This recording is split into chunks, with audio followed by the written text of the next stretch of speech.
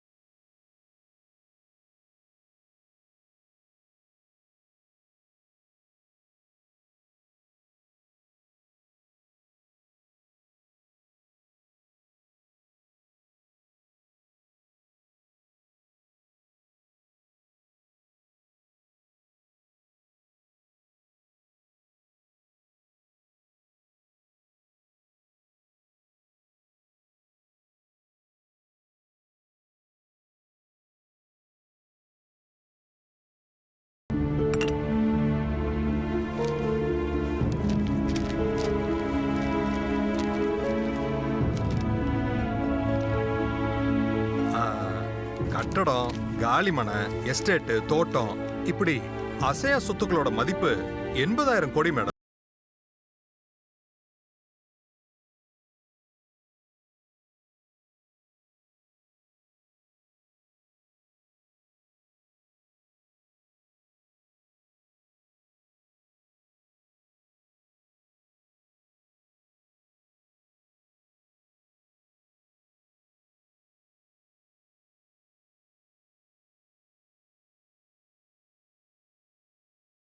இருக்க தங்கத்தோட மதிப்பு 40 கோடி மேடம். இப்படி ஓவராலா பார்த்தா உங்க சொத்தோட மொத்த மதிப்பு 1,95,000.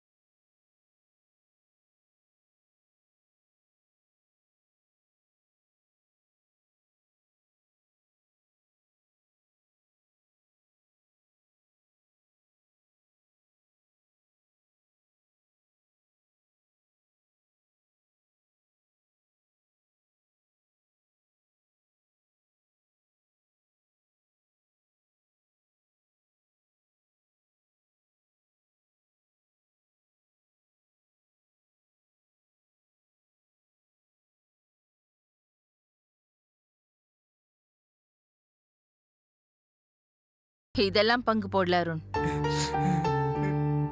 நல்ல பேர் வாங்கி இருக்கிறதுனால கௌரவத்தை ஆதியும், கெட்ட பேர் வாங்கினதுனால அவமானத்தை நீயும் சுமக்கணும்னு நான் சொல்லவே இல்லை.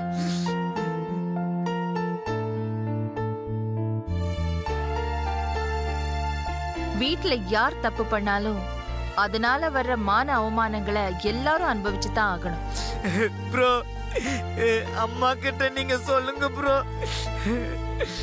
எனக்கு இந்த சொத்து பணம்லாம் எதுவும் வேண்டாம் ப்ரோ. நீங்க எல்லாருமே எனக்கு வேணும் ப்ரோ. நீங்க எல்லாருமே எனக்கு வேணும். தயவு செஞ்சு என்ன உங்ககிட்ட இருந்து பிரிச்சிடாதீங்க ப்ளீஸ். இது அம்மா எடுத்த முடிவு. அம்மாக்கு எதிராக நான் பேச மாட்டேன். நீ உன்னை மாத்திக்கிட்டா எல்லாருக்குமே நல்லது. இந்த குடும்பத்துல பிறந்தது, இவ்வளவு சொத்துக்கு நீ வாரிசா இருக்கனா, அதுக்கு நீ எவ்வளவு அதிர்ஷ்டம் பண்ணிருக்கணும். கொஞ்சம் யோசிச்சு பாரு. ஆதி, அவனை ரிக்வெஸ்ட் பண்ண வேண்டிய அவசியம் இல்லை, விட்டு. ப்ளீஸ் பா பா, நீங்களாவது அம்மாட்ட கொஞ்சம் சொல்லுங்கப்பா. நீ என்கிட்ட எதுவுமே சொல்லாத. நானும் உனக்காக எதுவுமே சொல்ல மாட்டேன்.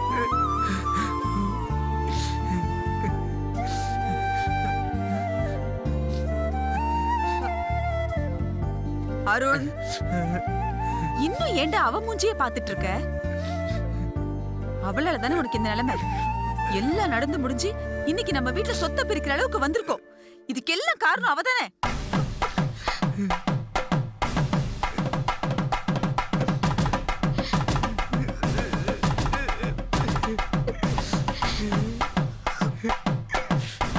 அம்மா, சின்னையா மாறிடுவாரம்மா. சொத்தை பெருக்காதீங்க. சின்னையாவை பிரிச்சு வைக்காதீங்கம்மா.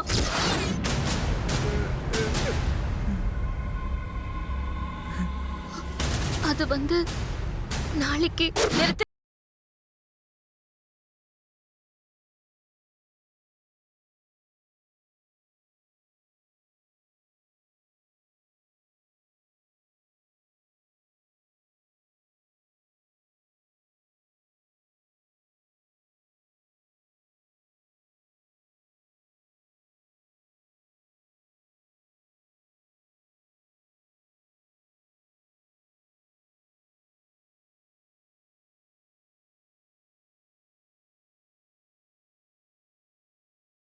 இவதான்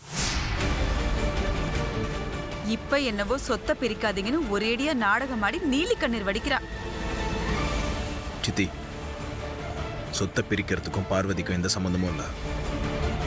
தேவையில்லாம பார்வதி இதுல சம்பந்தப்படுத்தாதீங்க. ஆதி, அவ இந்த வீட்ல இருக்கிறதுனாலதான் அருண் மனச மாத்திக்க மாட்டேங்கிறான். ஏன் மாத்திக்கிறேன்னு ஒரு வார்த்தை கூட சொல்ல மாட்டேங்கிறான். வனஜா, என்ன இது பைத்தியக்காரத்தனமா பேசிக்கிட்டு இருக்க? அக்கா, நான் ஒன்னும் தப்பா பேசலையே. அருண் பேர்ல இத்தனை 1000 கோடி சொத்து இருக்குன்னு தெரிஞ்சா எவ்ளோ பெரிய கோடீஸ்வரனா இருந்தாலும் இவனுக்கு பொண்ணு கொடுக்கறதுக்கு நம்ம வீட்டு வாசல்ல வந்து நிப்பாங்க.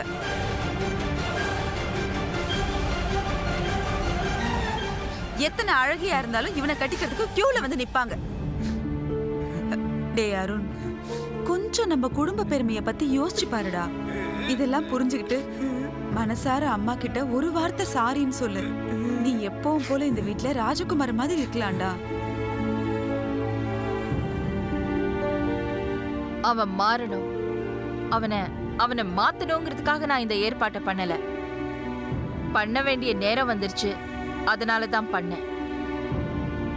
நாளைக்கு வரைக்கும் பொறுமையா இருங்க. முடிவு என்னன்னு தெரியும். நாளைக்கு தான் ஃபைனல் டே, கடைசி நாள். மேடம், சொல்லுங்க மிஸ்டர் நாராயணன். ஆதித்யா பேர்ல 45%, அருண் பேர்ல 35% எழுதுனா 80% ஆச்சு. மீதி இன்னும் 20% இருக்கு மேடம். ம், மேடம், 20%னா 30,000 கோடி மேடம். மேடம், அது உங்க பேர்ல. No no need. என் பேர்லயோ இல்ல என் ஹஸ்பண்ட் பேர்லயோ ஒத்த ரூபா கூட எழுத வேண்டாம். அப்போ அந்த 20% யார் பேர்ல மேடம் எழுதுறது? நான் ஒரு தீர்க்கிறதையே எல்லாரும் மறந்துட்டீங்களா? எனக்கும் 2 பிள்ளைங்க இருக்காங்க. வனஜா, மதனை என் கொழுந்தனா நினைக்காம என் இன்னொரு மகனா தான் நினைச்சிட்டு இருக்கேன். உன் பிள்ளைங்களை கூட என் பிள்ளைங்களா தான் நினைச்சிட்டு இருக்கேன். சொத்து விஷயத்துல நீ தலையிடாத. என்ன செய்யணும்னு எனக்கு நல்லாவே தெரியும். அ, அதுக்கு சொல்லலக்கா. அப்போ அந்த 20%?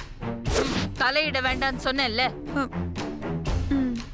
நாளைக்கு காலையில வரைக்கும் பொறுமையா இருந்தா எல்லாருக்கும் எல்லா விஷயமும் தெளிவாயிடும்.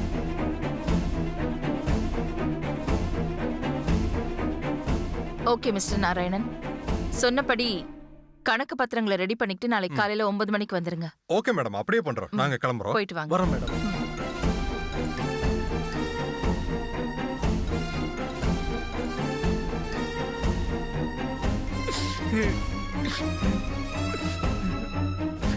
அம்மா,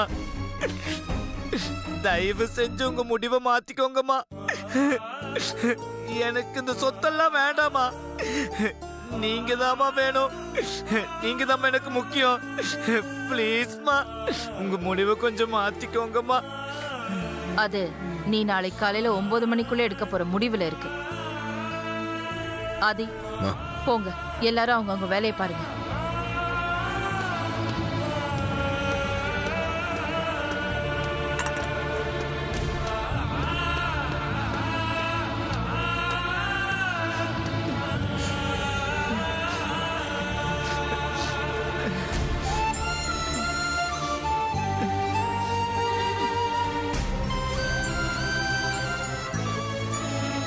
அகிலா, அந்த 20% யாருக்கு, எதுக்காக அது வெளியே சொல்லாம மறைச்சு வச்சிருக்கன்னு நான் தெரிஞ்சுக்கலாமா?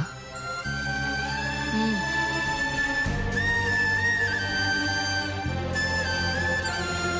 அத உங்ககிட்ட சொல்லாம வேற யார்கிட்ட சொல்ல போறேன்?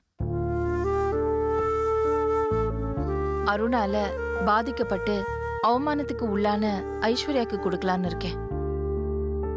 ஒருவேளை ஐஸ்வர்யா மனசு மாறி இந்த வீட்டுக்கு மருமகளா வந்தா மருமகளுக்கு கொடுத்துதா இருக்கட்டும். இல்ல அருணால பாதிக்கப்பட்ட பொண்ணுக்கு நஷ்ட ஈடா கொடுத்ததாவே இருக்கட்டும். நீ எந்த முடிவு எடுத்தாலும் ஒரு தடவைக்கு பல தடவை யோசிச்சு நல்ல முடிவை தான் எடுப்பேன்னு எனக்கு தெரியும் அகிலா.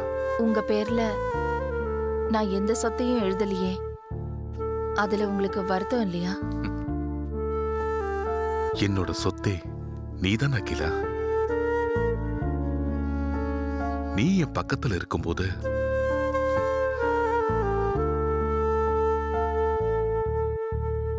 எனக்கு வேற எந்த சொத்து வேண்டாம்.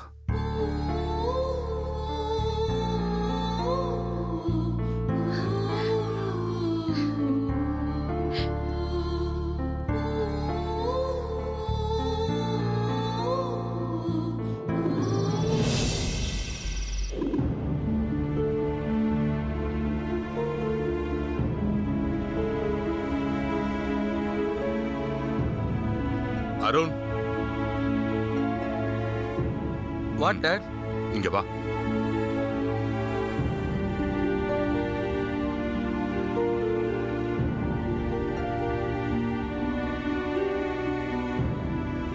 சொல்லுங்க டாட். இந்த ஒரு வாரமா எல்லாரும் உன்கிட்ட சொல்லிட்டு தான் இருக்காங்க. ஆனா நீ யார் சொல்றதையும் காதுல போட்டுக்காம உன் மனம் போன போக்குல போயிட்டு இருக்க. நீ எப்போ என்ன மூட்ல இருக்க, குடிச்சிட்டு வந்திருக்கியா இல்ல கோபத்துல இருக்கியான்னு உன்னை பத்தி எதுவுமே புரிஞ்சுக்க முடியலடா. நீ இப்படி பேசாம இருக்கிற ஒவ்வொரு நிமிஷமும் இந்த குடும்பத்துல என்ன நடக்க போகுதுன்னு நான் பயந்து போயிருக்கேன்டா. டேய், வாயை திறந்து பேசுடா. நீ பேசாம இருந்து நினைச்சத சாதிச்சிடலாம் நினைக்காத அருண். விட்டுடுங்க அவனை. நாளைக்கு காலையில 9 மணி வரைக்கும் அவனுக்கு டைம் இருக்கு. சூரியோதயம் பிறந்ததும் அவனுக்கு ஞானோதயம் பிறக்குதா இல்ல அவனோட வாழ்க்கையே அவ்வளவுதானான்னு காலையில பாப்போம். அவன் எடுக்கிற முடிவு தப்பா ரைட்டான்னு அவனுக்குள்ளேயே ஒரு கிளாரிட்டி இருக்கணும்ல. ப்ளீஸ் அவனை குழப்பாதீங்க. இவனுக்கு ஒரு முடிவு எடுக்க தெரியாது அகிலா. இன்னும் சொல்ல போனா இவனுக்கு என்ன வேணும் என்ன வேண்டான்னு கூட சரியா தெரியாது. அதனாலதான் தான் என்ன பண்றோன்னு கூட தெரியாம இப்படி எல்லாம் பண்ணிக்கிட்டு இருக்கான். நாம எடுத்து வைக்கிற அடி தப்பா இருந்தா ஏன் இப்படி பண்றீங்கன்னு எல்லாரும் கேட்பாங்க. அதே நல்லதா இருந்தா எப்படி இப்படி பண்றீங்கன்னு எல்லாரும் கேக்குறது மட்டும் இல்லாம அத ஃபாலோ பண்ணவும் செய்வாங்க. இதெல்லாம் தெரிஞ்சுக்காமலா இவன் 22 வயசு வரைக்கும் வளர்ந்திருக்கான். டே அருண், வாழ்க்கைனா என்னன்னு புரிஞ்சுக்காம இப்படி எல்லாம் பண்ணிக்கிட்டு இருக்க. உன் எதிர்காலத்தை பத்தி கொஞ்சமாவது யோசிச்சு பாருடா. பார், அப்பாவா இல்லாம ஒரு ஃப்ரெண்டா நினைச்சு கேக்குறேன். உன் மைண்ட்ல இருக்கிற யோசனையெல்லாம் தூக்கி எறி. நீ உன் பேச்ச தவிர வேற யார் பேச்ச கேட்டாலும் சரி, நல்லா இருப்படா. ப்ளீஸ் கொஞ்சம் யோசிடா. அவன் மனச மாத்த சொல்லி ஆண்டவன் கிட்ட பிரார்த்தனை பண்ணாலாவது நம்ம மனசு கொஞ்சம் ஆறுதல் கிடைக்குங்க. அவன் கிட்ட பேசுறது வேஸ்ட். அவனை விட்டுடுங்க.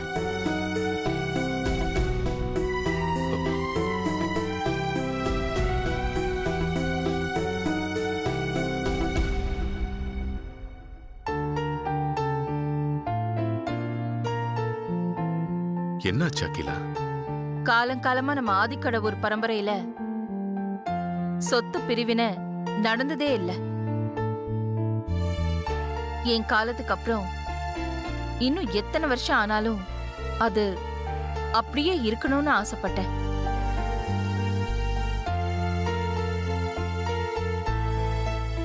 ஆனா என் காலத்திலேயே என் வயித்துல பிறந்த மகனாலேயே சொத்து பிரிக்க வேண்டிய நிலைமை வந்துருச்சே. வருத்தப்படாத அகிலா, நாளைக்கு பொழுது நமக்கு நல்லதாவே அமையும். அருண் நிச்சயமா மனசு மாறுவான். நாளைக்கு என்ன நடக்கும்னு யாருக்கு தெரியும்? ஆனா ஒண்ணு, நம்ம பரம்பரையில இத்தனை காலமா நடக்காத ஒண்ணு நாளைக்கு நடந்தா அது என் உயிர் என்னை விட்டு போன மாதிரிங்க.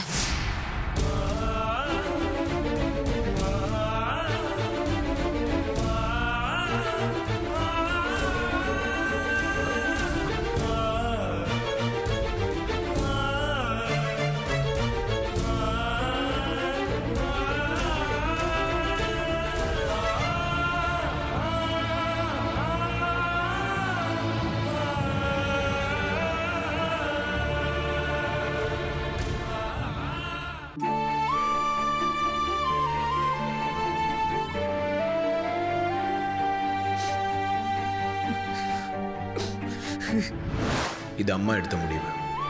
அம்மாக்கு எதிராக நான் பேச மாட்டேன். நீ உன்னை மாத்திக்கிட்டா எல்லாருக்குமே நல்லா. தூங்காம அவஸ்தைப்படுறேன்னு குடிக்க வச்சு தூங்க வச்ச இல்ல ப்ரோ, பசியோட இருக்கேன்னு அம்மா மாதிரி ஊட்டி விட்டு சாப்பிட வச்ச இல்ல ப்ரோ.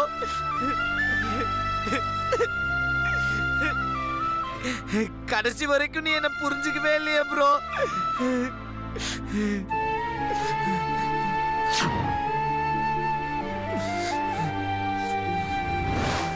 சொத்தை தான் பங்கு பிரிச்சேனே தவிர குடும்பத்தோட அந்தஸ்து, கௌரவம், மரியாதை, அவமானம் இதெல்லாம் பங்கு போடல. குடும்பத்தோட அந்தஸ்து, கௌரவம், மரியாதை இதெல்லாம் விட ஒரு பொண்ணோட வாழ்க்கை முக்கியம் இல்லையாமா? என்னால பார்வதிக்கு அநியாயம் நடந்திருக்கு, அது நான் தான் சரி பண்ணோம். இது கூட புரிஞ்சுக்க மாட்டேங்கிறீங்களேமா?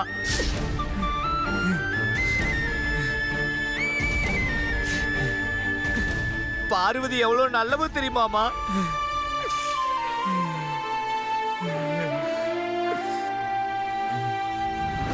அதோ அந்த மலை மேல இருந்து குதிக்கணும். குதிக்கிறியா?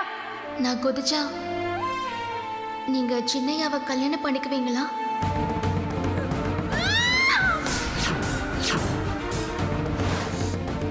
எல்லாத்துக்கும் காரணம் அந்த திமிரு பிடிச்ச ஐஸ்வர்யா தான். எங்கிருந்து வந்தா என் வாழ்க்கைக்குள்ள?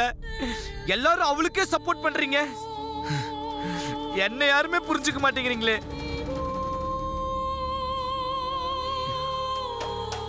மார்னிங் 9 மணி வரைக்கும் டெட்லைன். நான் உயிரோட இருந்தா தானே டெட்லைனை மீட் பண்ணும். டெத் ஆயிட்டா